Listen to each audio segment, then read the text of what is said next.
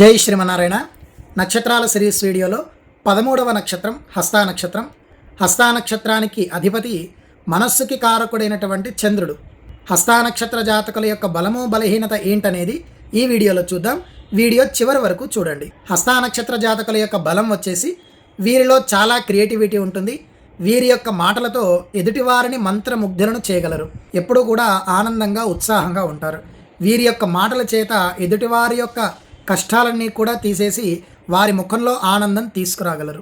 హస్తా నక్షత్ర జాతకుల యొక్క ప్రధాన బలం వచ్చేసి వారి యొక్క చేతివాటం. వీరి చేయితో చేసిన ఏ పనైనా సరే చాలా సక్సెస్ అవుతుంది. ఎదుటివారు వీరిని లక్కీ హ్యాండ్గా కూడా పిలుస్తారు.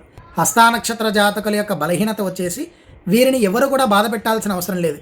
ఓవర్ థింకింగ్ చేసుకొని వీరిని వీరే బాధ పెట్టుకుంటారు. వీరిలో 3 స్వింగ్స్ ఉండడం. ఎప్పుడు ఏ పరిస్థితిలో ఎలా ప్రవర్తిస్తారో వారికే తెలియదు. ఎవరైనా వీరికి సలహాలు ఇస్తే అస్సలు నచ్చదు. హస్తా నక్షత్ర జాతకుల యొక్క ప్రధాన బలహీనత వచ్చేసి వీరు పట్టుకున్న కుందేలుకే 3 కాళ్ళు ఉంటాయి అని వాదించే తత్వం. హస్తా నక్షత్ర జాతకులు ఏ రంగంలో ఎక్కువగా రాణిస్తారో చూద్దాం.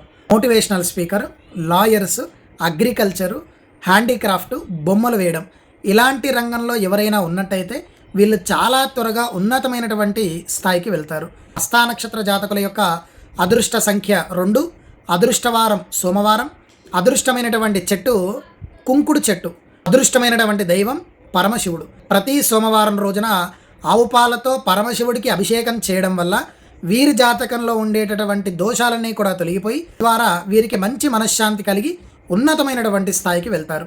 మరి మీలో ఎంతమంది హస్తా నక్షత్ర జాతకులు ఉన్నారు? నేను చెప్పినటువంటి క్వాలిటీస్ మీలో ఎంతమందికి కరెక్ట్గా ఉన్నాయి? మరి మీ సర్కిల్లో ఉన్నటువంటి హస్తా నక్షత్ర జాతకులకి ఈ వీడియోని షేర్ చేయండి. జై శ్రీమన్నారాయణ.